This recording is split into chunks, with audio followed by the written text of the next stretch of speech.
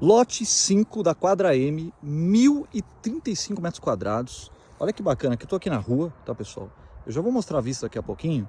Tem ali a divisa, tá? Eu vou mostrar melhor. Já tem essa parte aqui, um platô e um outro platô ali em cima. Eu tô andando aqui para vocês verem. Com total infraestrutura, 1.035 metros quadrados. Parcelamos em até 192 vezes.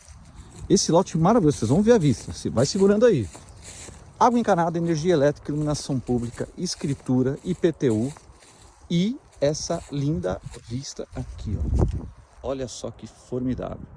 Você fazendo sua área de lazer, sua casa para moradia, a sua chácara.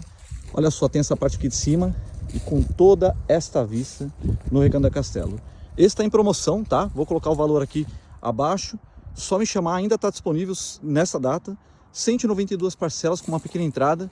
E você tem esse lote 100% aproveitável. Lote 5 da Quadra M no Recanto da Castelo.